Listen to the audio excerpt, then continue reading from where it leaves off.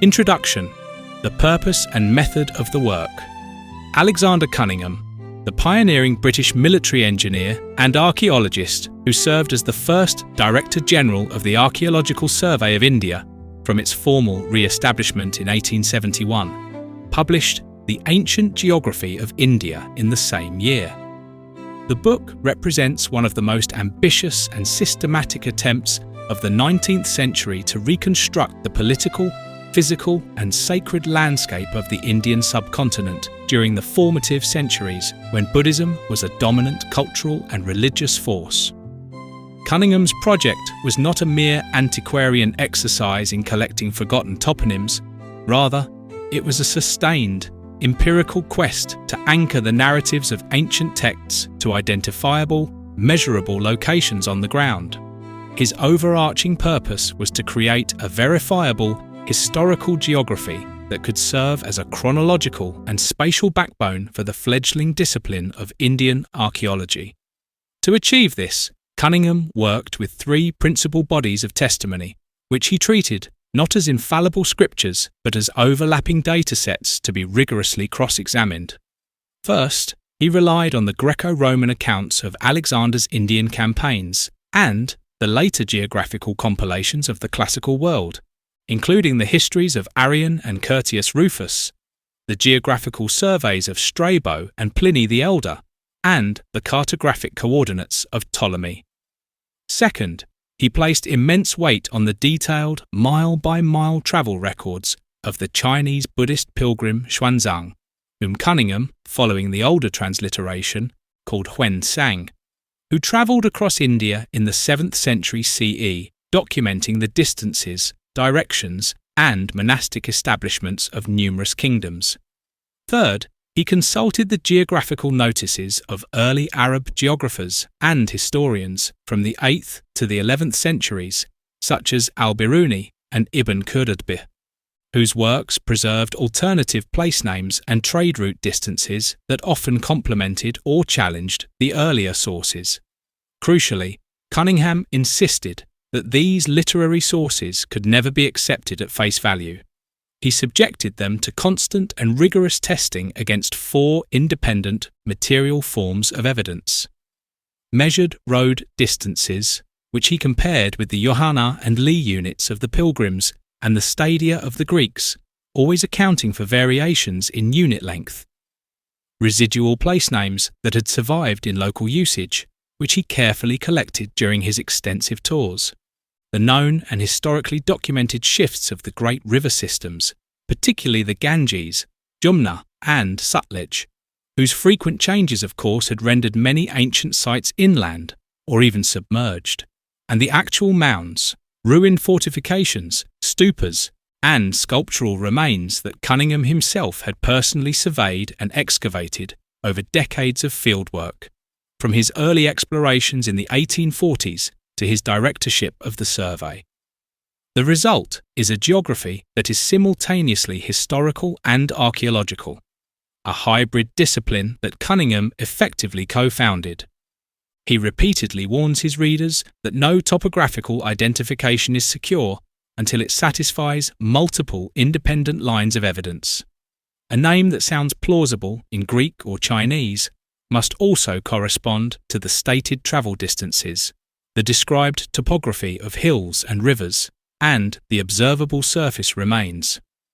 An ancient city cannot be arbitrarily placed. It must be found where the roads, coins, and inscriptions indicate it should be.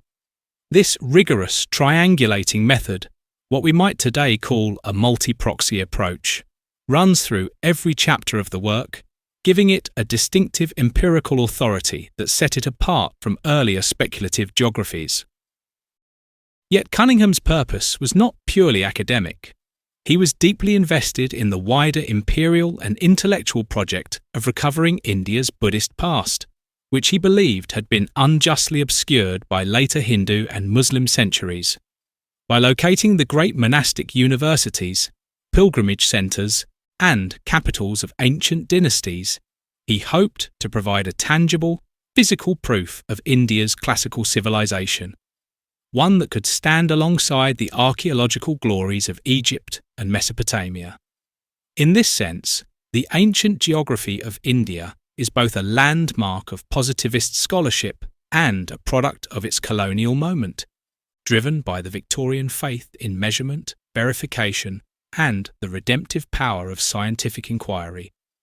Its enduring value lies not in the finality of its identifications, many of which have since been revised, but in its unwavering commitment to grounding text in terrain and to treating the landscape itself as a primary document worthy of the closest scrutiny.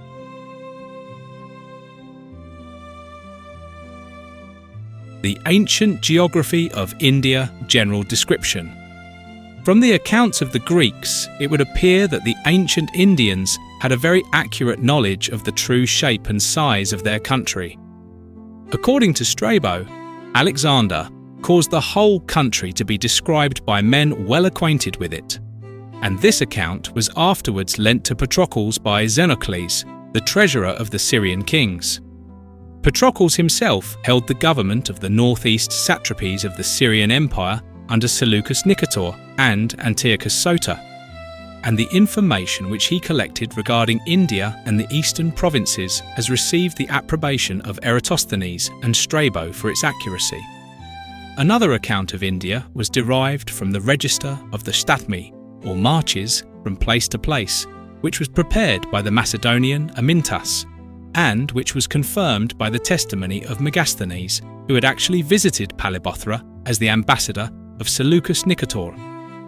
On the authority of these documents, Eratosthenes and other writers have described India as a rhomboid, or unequal quadrilateral, in shape, with the Indus on the west, the mountains on the north, and the sea on the east and south. The shortest side was on the west, which Patroclus estimated at 12,000 stadia, and Eratosthenes at 13,000 stadia. All the accounts agree that the course of the Indus from Alexander's bridge to the sea was 10,000 stadia, or 1,149 British miles, and they differ only as to the estimated distance of the snowy mountains of Caucasus, or Parapamesus, above the bridge.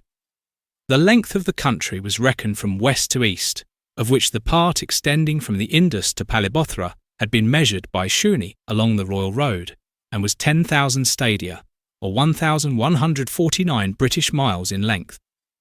From Palibothra to the sea, the distance was estimated at 6,000 stadia, or 689 British miles, thus making the whole distance from the Indus to the mouth of the Ganges 16,000 stadia, or 1,838 British miles.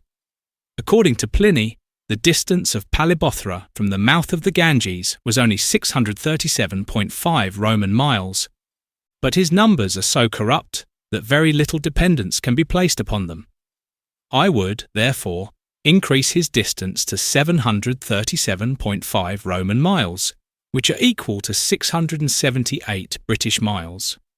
The eastern coast, from the mouth of the Ganges to Cape Comorin, was reckoned at 16,000 stadia, or 1,838 British miles, and the southern or southwestern coast, from Cape Comorin to the mouth of the Indus, at 3,000 stadia more than the northern side, or 19,000 stadia, equivalent to 2,183 British miles. The close agreement of these dimensions, given by Alexander's informants with the actual size of the country, is very remarkable, and shows that the Indians, even at that early date in their history, had a very accurate knowledge of the form and extent of their native land. On the west, the course of the Indus from Ohind, above Attock, to the sea is 950 miles by land, or about 1,200 miles by water. On the north, the distance from the banks of the Indus to Patna, by our military route books, is 1,143 miles, or only 6 miles less, than the measurement of the royal road from the Indus to Palibothra, as given by Strabo on the authority of Megasthenes. Beyond this, the distance was estimated by the voyages of vessels on the Ganges at 6,000 stadia, or 689 British miles, which is only 9 miles in excess of the actual length of the river route. From the mouth of the Ganges to Cape Comorin, the distance, measured on the map, is 1,600 miles. But taking into account the numerous indentations of the coastline, the length should probably be increased in the same proportion as road distance by 1/6. This would make the actual length 1,866 miles. From Cape Comorin to the mouth of the Indus, there is a considerable discrepancy of about 3,000 stadia, or nearly 350 miles, between the stated distance and the actual measurement on the map. It is probable that the difference was caused by including in the estimate the deep indentations of the two great gulfs of Cambay and Kach, which alone would be sufficient to account for the whole, or at least the greater part, of the discrepancy. This explanation would seem to be confirmed by the computations of Megasthenes, who estimated the distance from the southern sea to the Caucasus at 20,000 stadia, or 2,298 British miles. By direct measurement on the map, the distance from Cape Comorin to the Hindu Kush is about 1,950 miles, which, converted into road distance by the addition of 1/6, is equal to 2,275 miles, or within a few miles of the computation of Megasthenes. But as this distance is only 1,000 stadia greater than the length of the coastline from Cape Comorin to the mouth of the Indus, as stated by Strabo, it seems certain that there must be some mistake in the length assigned to the southern or southwestern coast. The error would be fully corrected by making the two coastlines of equal length, as the mouths of the Ganges and Indus are about equidistant from Cape Comorin. According to this view, the whole circuit of India would be 61,000 stadia, and this is perhaps what is intended by Diodorus, who says that the whole extent of India from east to west is 28,000 stadia, and from north to south 32,000 stadia, or 60,000 stadia altogether. At a somewhat later date, the shape of India is described in the Mahabharata as an equilateral triangle, which was divided into 4 smaller equal triangles. The apex of the triangle is Cape Comorin, and the base is formed by the line of the Himalaya mountains. No dimensions are given, and no places are mentioned, but the shape corresponds very well with the general form of the country, if we extend the limits of India to Ghazni on the northwest, and fix the other 2 points of the triangle at Cape Comorin and Sadia in Assam. At the presumed date of the composition of the Mahabharata, in the 1st century AD, the countries immediately to the west of the Indus belong to the Indo-Scythians, and therefore may be included very properly within the actual boundaries of India.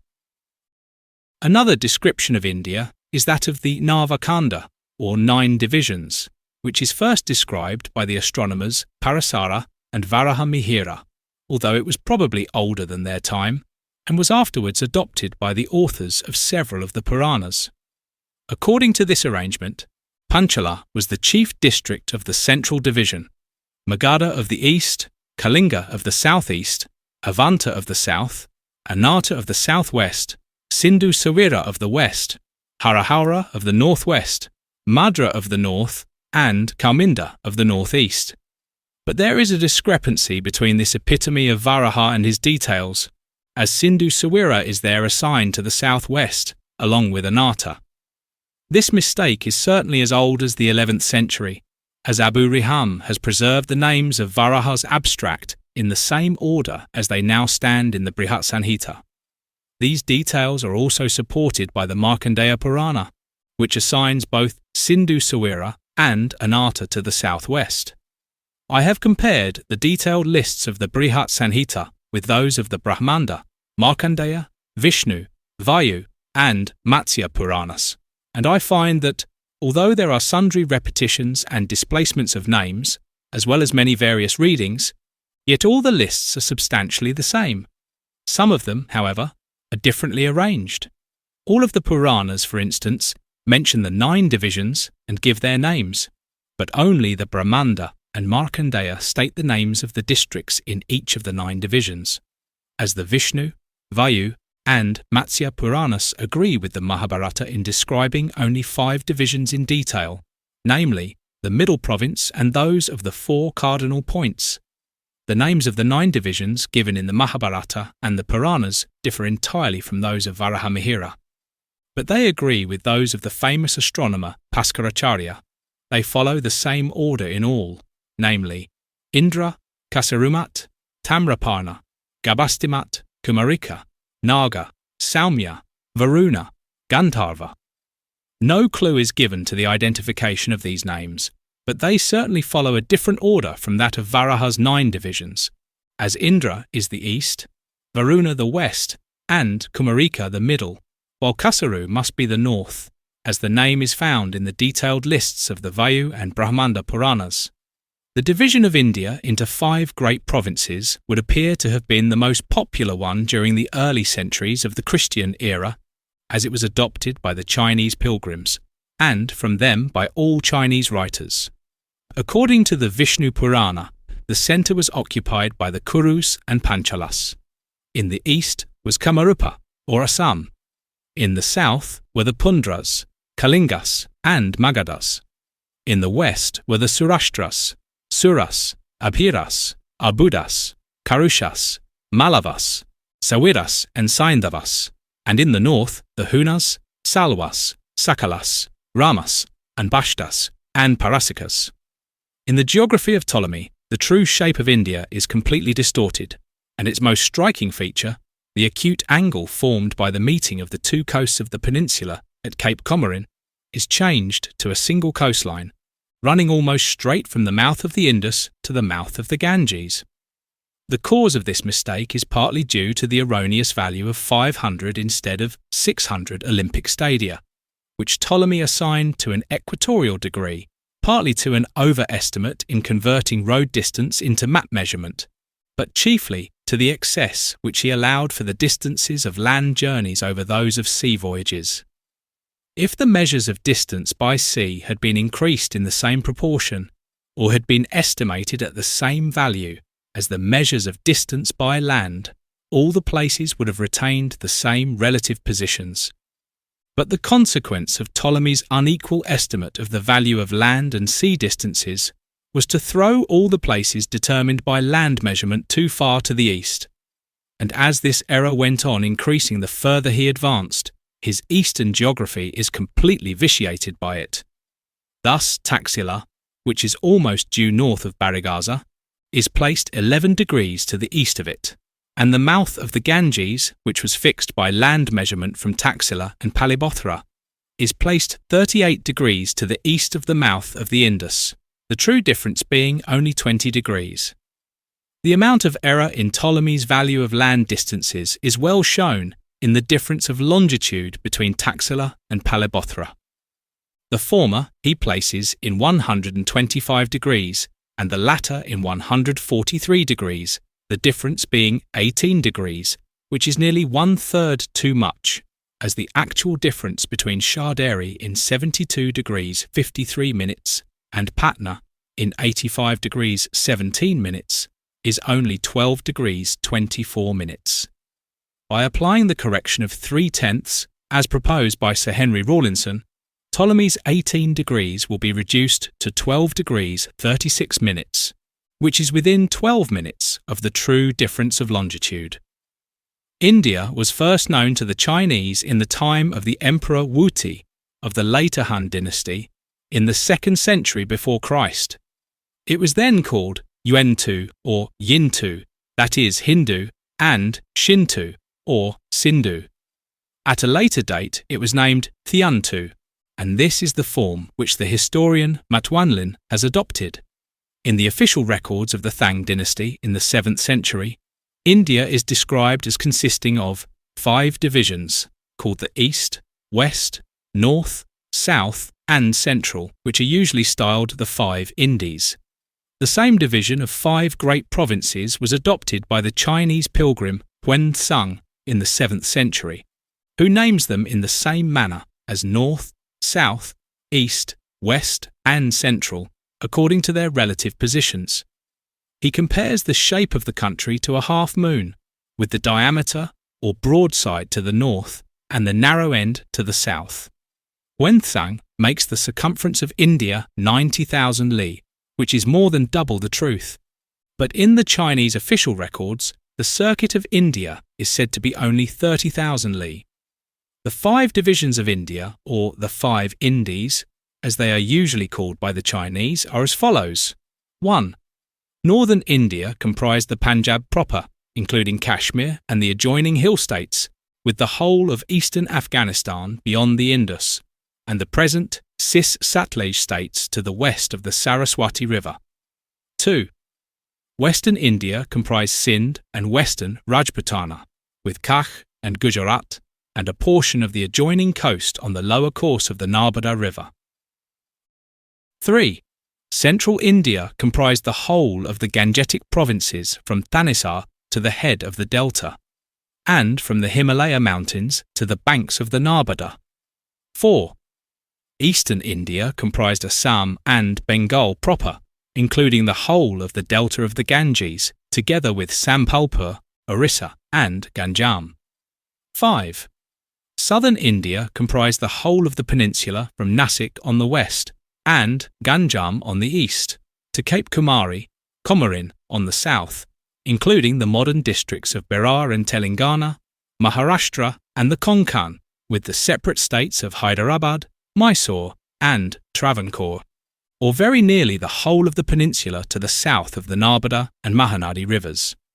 Although the Chinese division of India into 5 great provinces is simpler than the well-known native arrangement of 9 divisions, as described by Varahamihira and the Puranas, yet there can be little doubt that they borrowed their system from the Hindus, who likened their native country to the lotus flower, the middle being central India, and the 8 surrounding petals being the other divisions, which were named after the 8 chief points of the compass.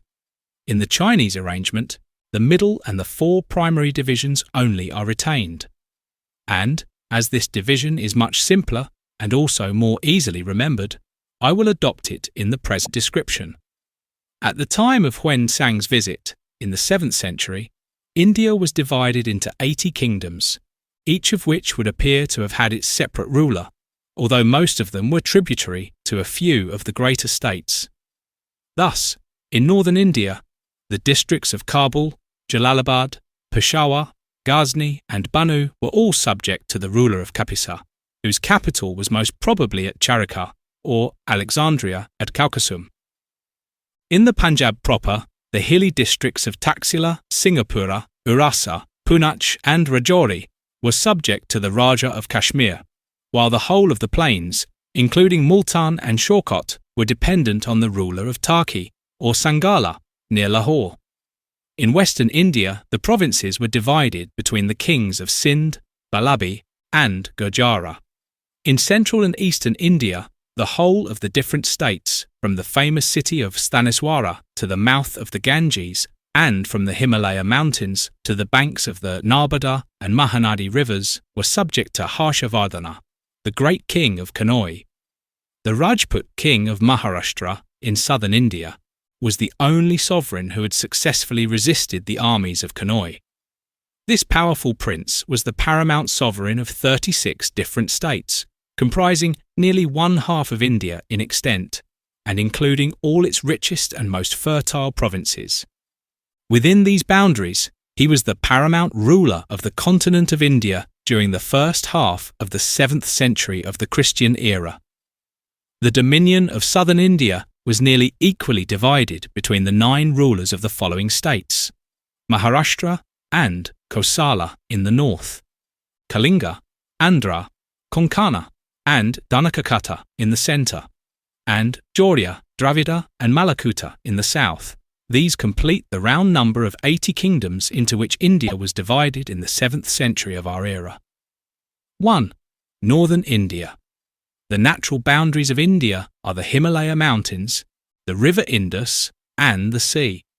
But on the west, these limits have been so frequently overstepped by powerful kings that most authors, from the time of Alexander down to a very late period, have considered eastern Haryana, or the greater part of Afghanistan, as forming a portion of the Indian continent. Thus, Pliny says that most writers do not fix the Indus as the western boundary of India, but add to it the four satrapies of the Gedrosi, Arakotai, Ari, and Parapamisadai, thus making the river Cophis its extreme boundary.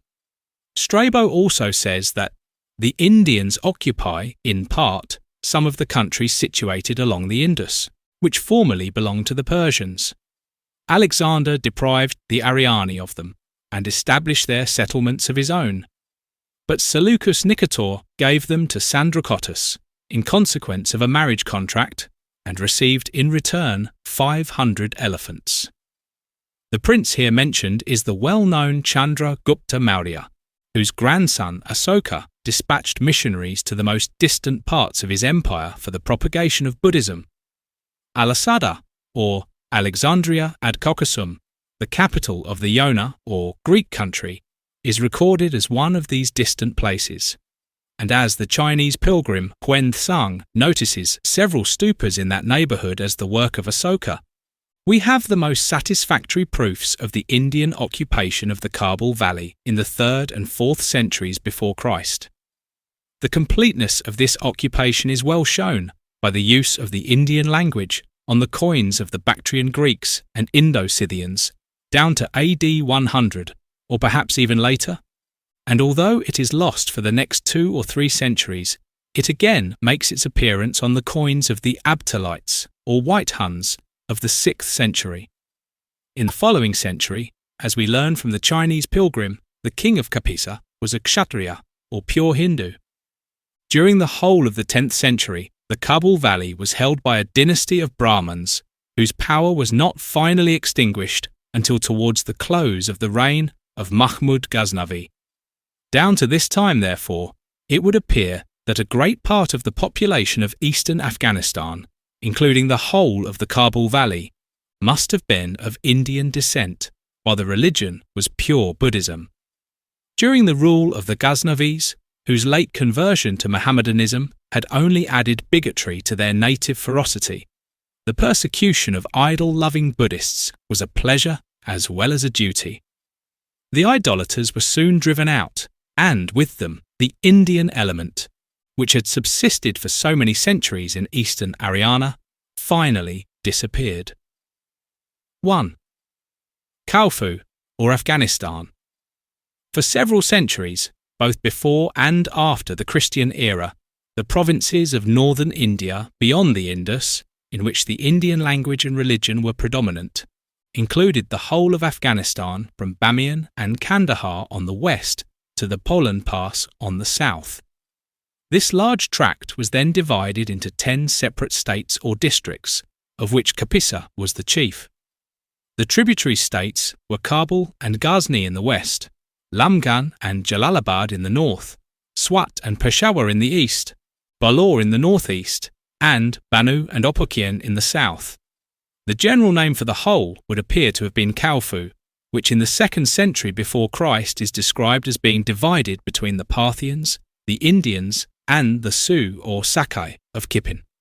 Khufu has usually been identified with Kabul on account of its similarity of name and correspondence of position.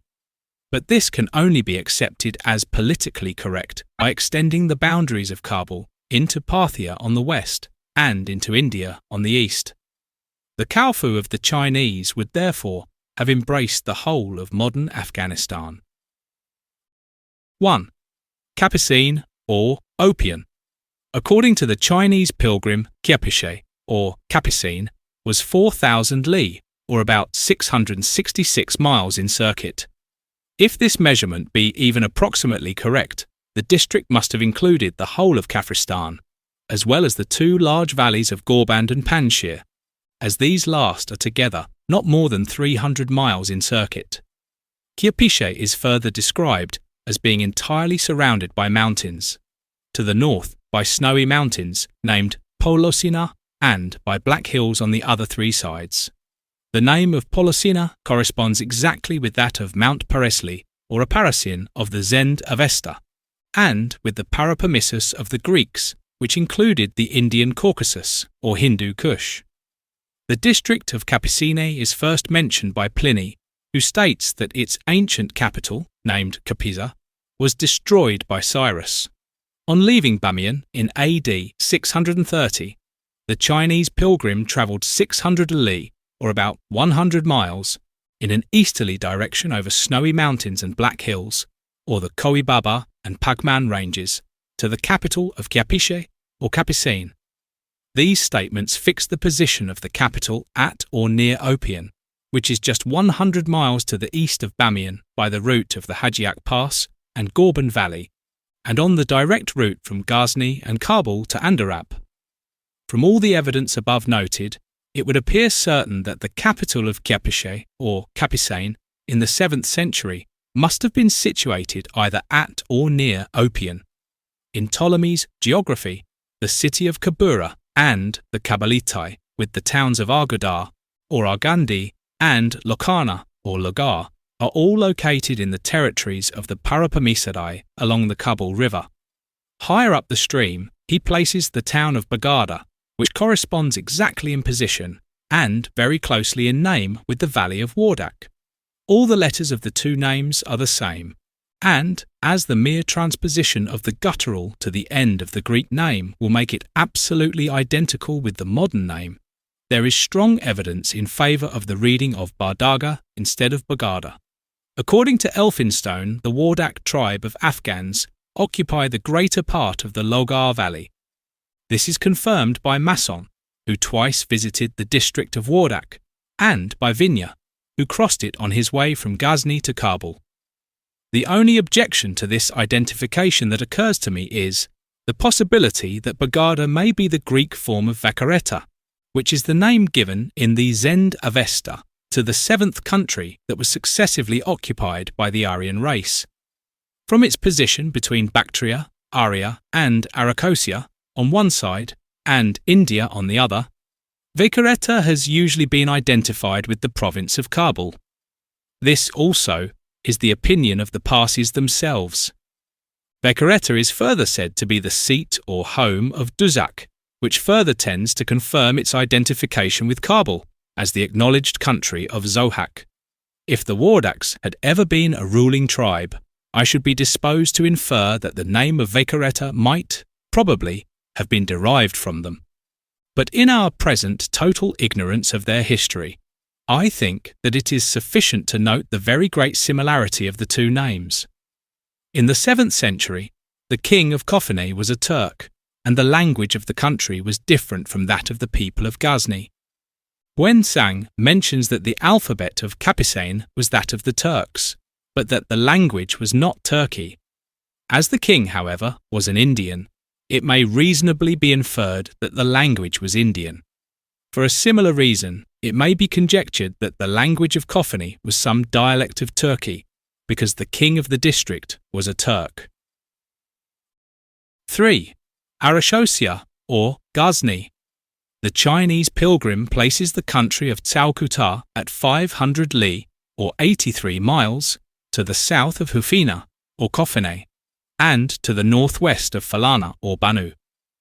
The valley of the Lomo-Intu River, which is mentioned as producing asafoetida, is readily identified with the Helmand by prefixing the syllable ho to the Chinese transcript.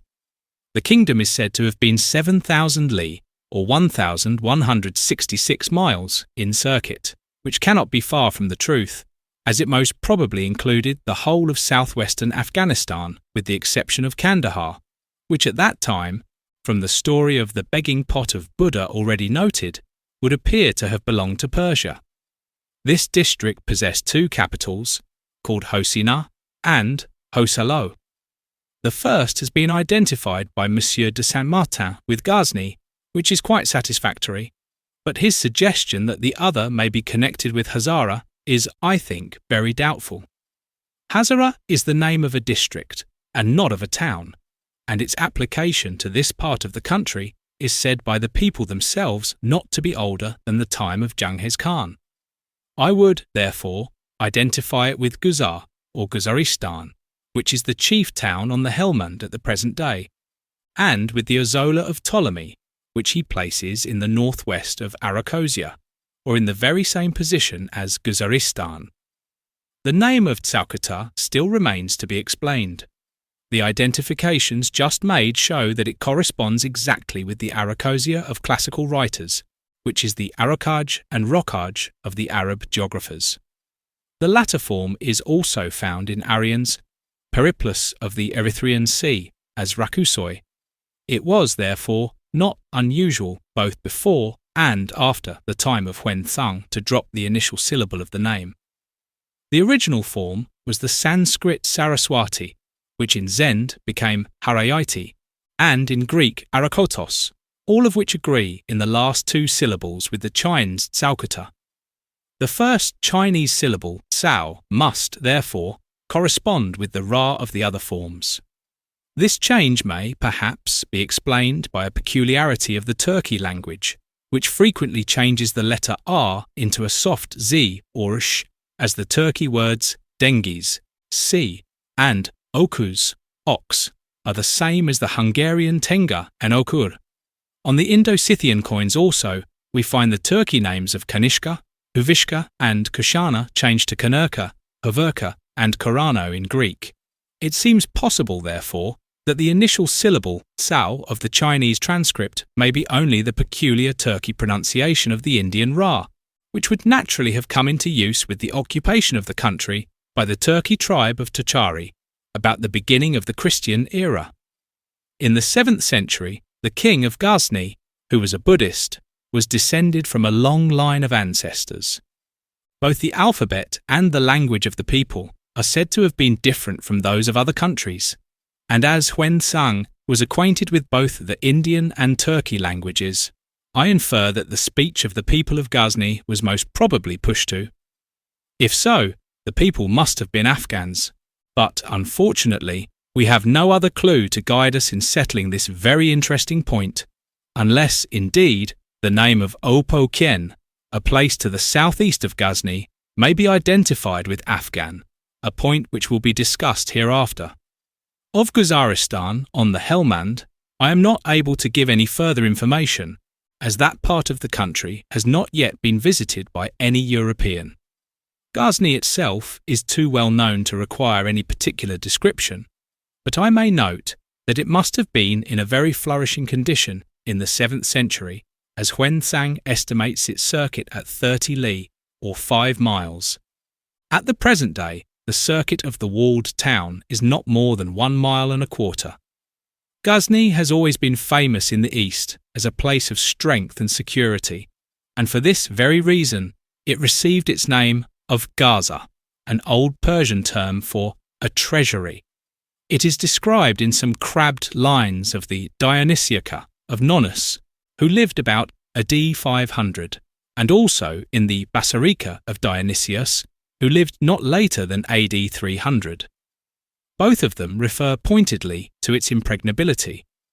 These early notices of this famous place suggest the possibility that the Gazaka of Ptolemy may have been misplaced amongst the Parapamisadi to the north of Kabul, instead of to the south of it.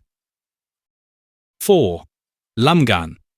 The district of Lanpo, or Lamgan, is noted by Hwen Thsang as being 600 li, or just 100 miles, to the east of Kapisen.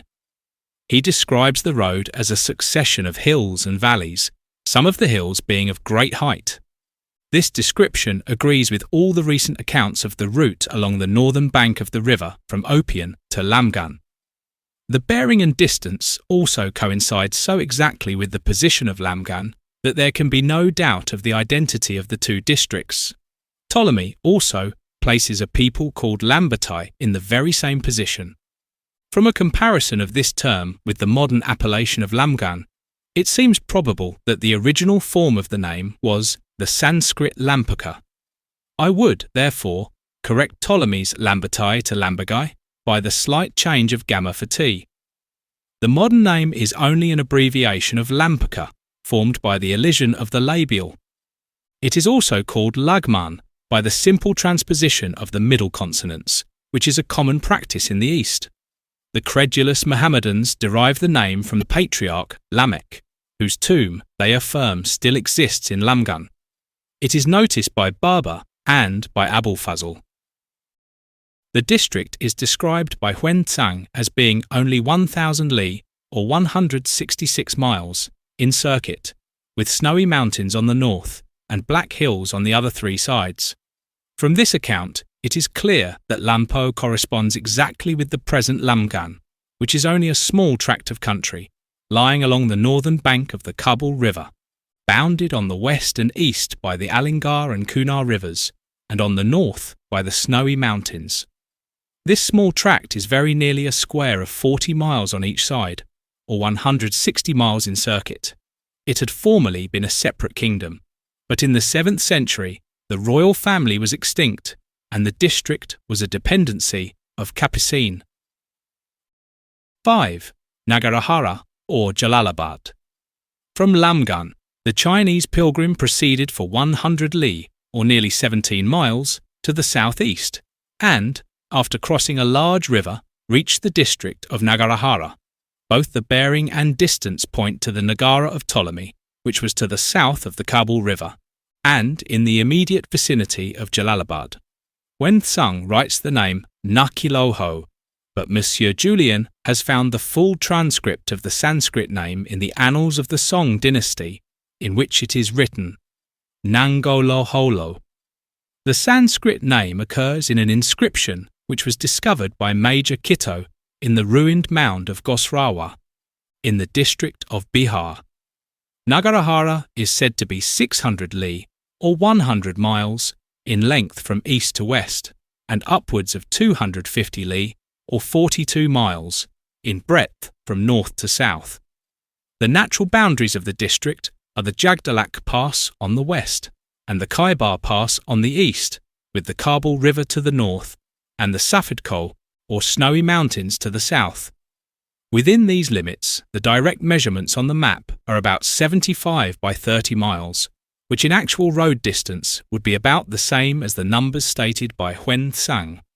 The position of the capital would appear to have been at Begram, about 2 miles to the west of Jalalabad, and 5 or 6 miles to the WNW of Hida, which by the general consent of every inquirer has been identified with the Hilo of the Chinese pilgrims. The town of Hilo was only 4 or 5 li, or about 3/4 of a mile in circuit, but it was celebrated for its possession of the skull bone of Buddha, which was deposited in a stupa, or solid round tower, and was only exhibited to pilgrims on payment of a piece of gold. Hida is a small village, 5 miles to the south of Jalalabad, but it is well known for its large collection of Buddhist stupas, tumuli, and caves, which were so successfully explored by Masson. Nagarahara was long ago identified by Professor Lassen with the Nagara, or Dionysopolis of Ptolemy, which was situated midway between Kabura and the Indus. The second name suggests the probability that it may be the same place as the Nisa of Arrian and Curtius. After this, it most probably followed the fortunes of the sovereign state, and became successively a part of the Brahmin kingdom of Kabul and of the Mohammedan empire of Ghazni. 6. Gandhara, or Parashawar. The district of Gandhara is not mentioned by Alexander's professed historians, but it is correctly described by Strabo under the name of Gandharitis as lying along the river Kophes, between the Caspes and the Indus. In the same position, Ptolemy places the Gandharai, whose country included both banks of the Kophes immediately above its junction with the Indus. This is the Kientolo, or Gandhara, of all the Chinese pilgrims, who are unanimous in placing it to the west of the Indus. The capital, which they call Pulushapulo, or Parashapura, is stated to be 3 or 4 days' journey from the Indus, and near the south bank of a large river. This is an exact description of the position of Peshawar, which down to the time of Akbar still bore its old name of Parashawar, under which form it is mentioned by Abul Fazl and Barber, and still earlier by Abu Rihan and the Arab geographers of the 10th century. According to Farhian, who calls it simply Bolushah or Parasha, the capital was 16 yojans, or about 112 miles, distant from Nagarahara. Hwen Thsang, however, makes the distance only 500 li, or 83 miles, which is certainly a mistake, as the measurement by perambulator between Jalalabad and Peshawar is 103 miles, to which must be added 2 miles more for the position of Begram to the west of Jalalabad. The actual boundaries of the district are not described, but its size is given as 1,000 li, or 166 miles, from east to west, and 800 li, or 133 miles, from north to south. This is, perhaps, nearly correct, as the extreme length, whether taken from the source of the Bara River to Torbala, or from the Kunar River to Torbala, is 120 miles, measured on the map direct, or about 150 miles by road. The extreme breadth, measured in the same way, from Bazar, on the border of the Bunir Hills, to the southern boundary of Kohat, is 100 miles direct, or about 125 miles by road. The boundaries of Gandhara, as deduced from these measurements, may be described as Lamgan and Jalalabad on the west, the hills of Swat and Buna on the north, the Indus on the east, and the hills of Kalabagh on the south. Within these limits stood several of the most renowned places of ancient India, some celebrated in the stirring history of Alexander's exploits, and others famous in miraculous legends of Buddha, and in the subsequent history of Buddhism under the Indo-Scythian prince Kanishka. The only towns of the Gandharai named by Ptolemy are Naulibe, Embolima, and the capital called Proclais. All of these were to the north of the Kofes, and so also were Ora, Bazaria, and Oornos, which are mentioned by Alexander's historians. Parashawar alone was to the south of the Kofes. Pushkalavati, or Pukalautis. The ancient capital of Gandhara was Pushkalavati, which is said to have been founded by Pushkara, the son of Bharata and the nephew of Rama. Its antiquity is undoubted, as it was the capital of the province at the time of Alexander's expedition. The Greek name of Pukalautis, or Pukalaitis, was immediately derived from Pukalauti, which is the Pali, or spoken form of the Sanskrit Pushkalavati. It is also called Pukalas by Arrian, and the people are named Pokali by Dionysius Periegetes, which are both close transcripts of the Pali Pokala. The form of Proclus, which is found in Arrian's Periplus of the Erythraean Sea, and also in Ptolemy's Geography, is perhaps only an attempt to give the Hindi name of Pokar instead of the Sanskrit Pushkara. According to Arrian, Pukalas was a very large and populous city, seated not far from the river Indus. It was the capital of a chief named Astes, perhaps Hasti, who was killed in the defence of one of his strongholds after a siege of 30 days by Hephaestion. Upon the death of Astes, the city of Pukalautis was delivered up to Alexander on his march towards the Indus. Its position is vaguely described by Strabo and Arrian as near the Indus.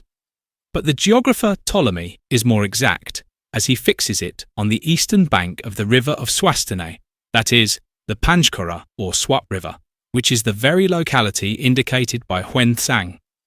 On leaving Parashawar, the Chinese pilgrim travelled towards the northeast for 100 li, or nearly 17 miles, and, crossing a great river, reached Pusakialofati, or Pushkalavati.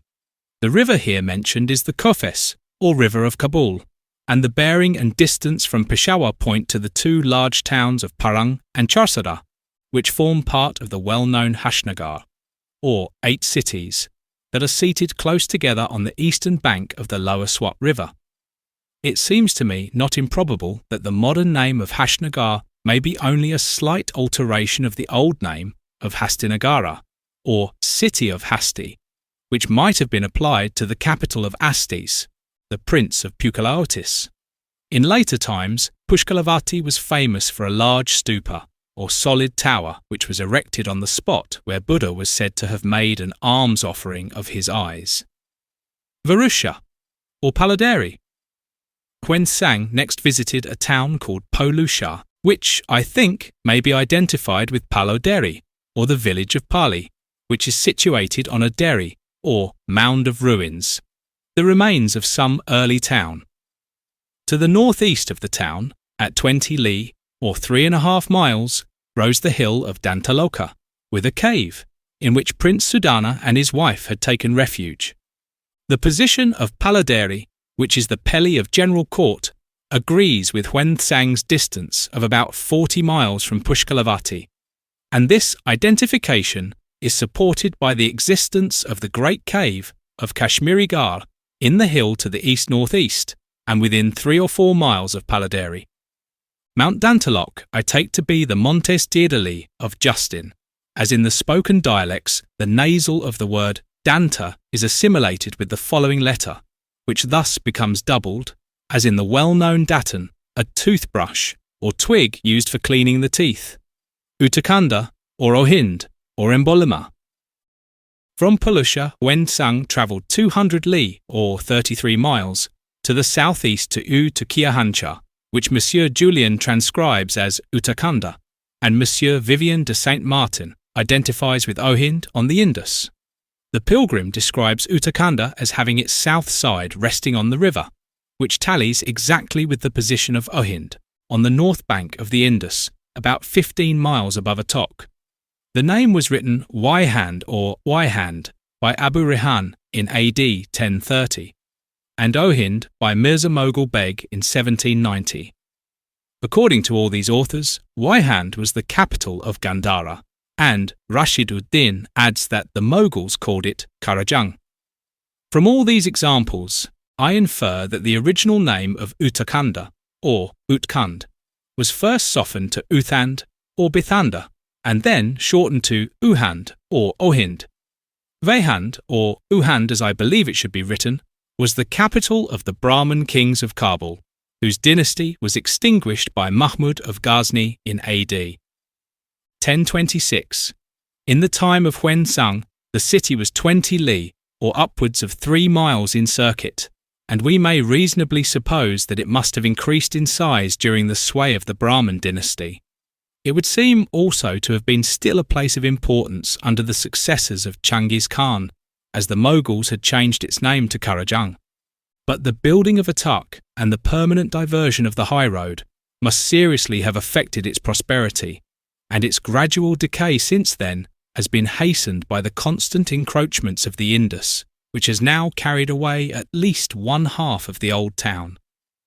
In the sands at the foot of the cliff, which are mixed with the debris of the ruined houses, the gold washers find numerous coins and trinkets, which offer the best evidence of the former wealth and importance of the city. In a few hours' washing, I obtained a bronze buckle, apparently belonging to a bridle, a female neck ornament, several flat needles for applying antimony to the eyes, and a considerable number of coins of the Indo-Scythian and Brahmin princes of Kabul. The continual discovery of Indo-Scythian coins is a sufficient proof that the city was already in existence at the beginning of the Christian era, which may perhaps induce us to put some faith in the tradition, mentioned by Abu Feda, that Vehand, or Ohind, was one of the cities founded by Alexander the Great. After the surrender of Perkeleotis, Arrian relates that Alexander captured other small towns on the river Kafenes, and arrived at last at Embolima, a city seated not far from the rock Ornos, where he left Craterus to collect provisions in case the siege should be protracted. Before he left Bazzaria, Alexander, with his usual foresight, had dispatched Hephaestion and Perdiccas straight to the Indus with orders to prepare everything for throwing a bridge over the river. Unfortunately, not one of the historians has mentioned the name of the place where the bridge was made. But as the great depot of provisions and other necessaries was formed at Embolima, I conclude that the bridge must have been at the same place. General Abbott has fixed Embolima at Amb Balima on the Indus, 8 miles to the east of Mahaban, and certainly, if Mahaban was Ornos, the identity of the other places would be incontestable. But as the identification of Mahaban seems to me to be altogether untenable, I would suggest that Ohind, or Ambar Ohind, is the most probable site of Embolima. Ambar is a village 2 miles to the north of Ohind, and it is in accordance with Indian custom to join the names of 2 neighbouring places together, as in the case of Atak Banaras, for the sake of distinction, as there is another Owen on the Yellam. It must be remembered, however, that Embolima or Ekbolima may be only a pure Greek name, descriptive of the position of the place at the junction of the Kabul River with the Indus, where it is placed by Ptolemy. In this case, the claim of Ohind would be even stronger than before, that the bridge over the Indus was at or near Embolima seems almost certain from the statement of Curtius that when Alexander had finished his campaign to the west of the Indus by the capture of Ornos, he proceeded towards Ekbolima, that is, as I conclude, to the place where his bridge had been prepared by Hephaestion and Perdiccas, and where his provisions had been stored by Craterus. I infer that the depot of provisions must have been close to the bridge, because one guard would have sufficed for the security of both bridge and stores. Salatura, or Lahore.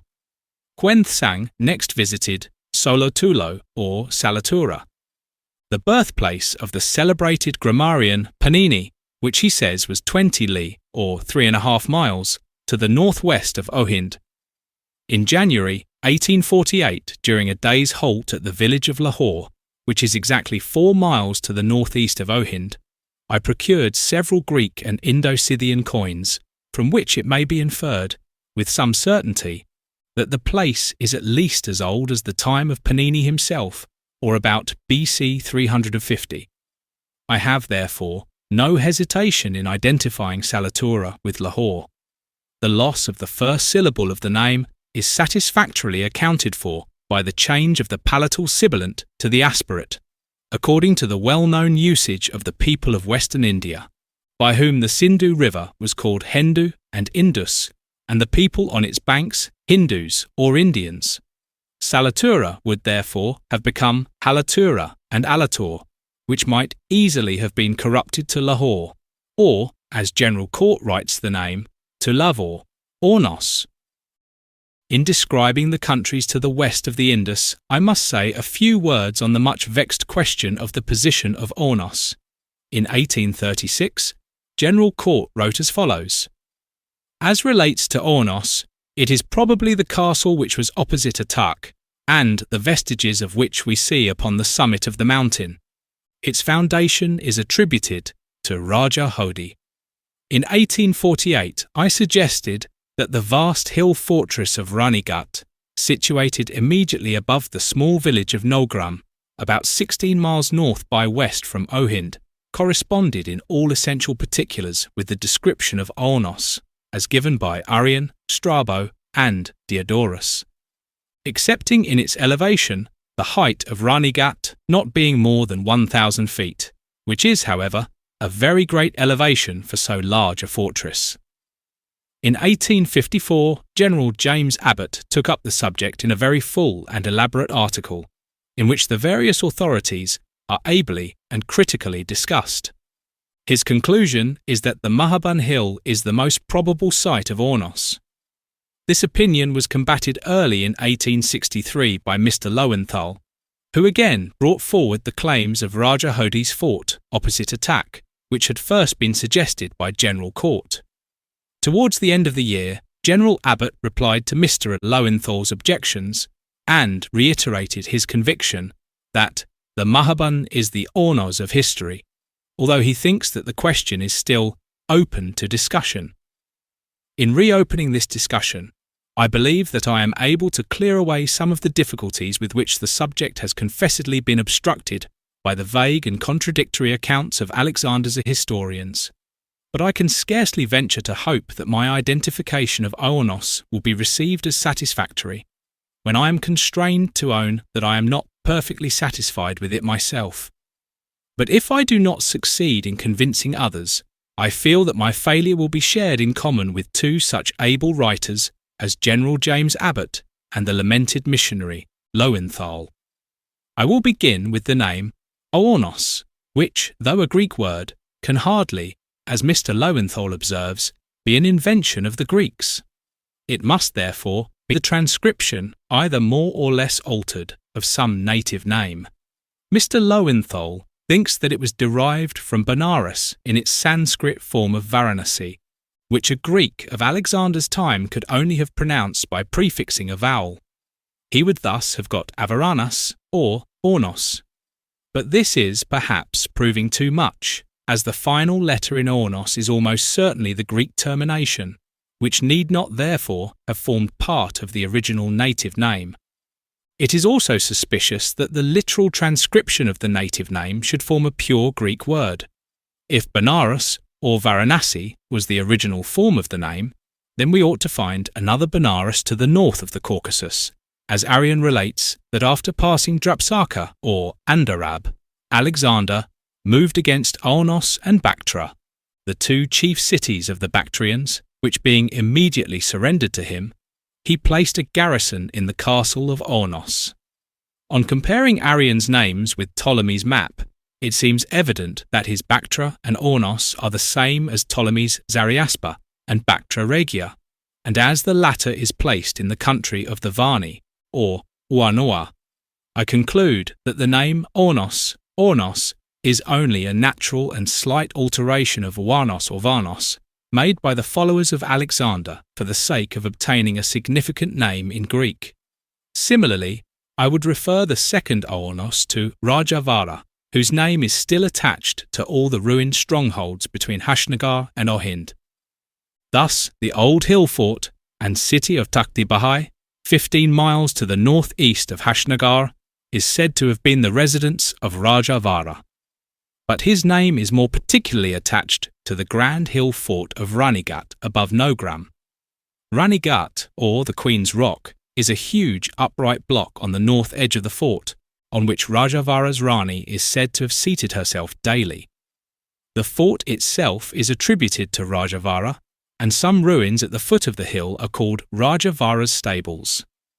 Some people call him Rajavirat, but as they connect him with the story of the five Pandus, I conclude that the name has been altered to suit the story. The position of the true Virat was in Matsya or Makeri, to the south of Delhi. All others are spurious. I think, therefore, that the hill fort of Aonos most probably derived its name from Rajavara, and that the ruined fortress of Ranigat has a better claim to be identified with the Aonos of Alexander than either the Mahaban Hill of General Abbott or the castle of Raja Hodi proposed by General Court and Mr. Lowenthal. My chief objections to the Mahaban Hill as the representative of Aonos are the following. 1. It is a vast mountain of comparatively easy access, and of which no spur presents a very steep face towards the Indus. 2. The Mahaban Hill is not less than 50 miles in circuit, whereas Aonos was not more than 200 stadia, or about 22 miles, according to Arrian, or 100 stadia, or 11 miles, according to Diodorus. 3. The Mahavana Hill was visited by Hwen Thsang in AD 630, and he describes it simply as a great mountain, which derived its name from the Mahavana monastery, in which Buddha had dwelt in a former existence under the name of Sarvada Raja.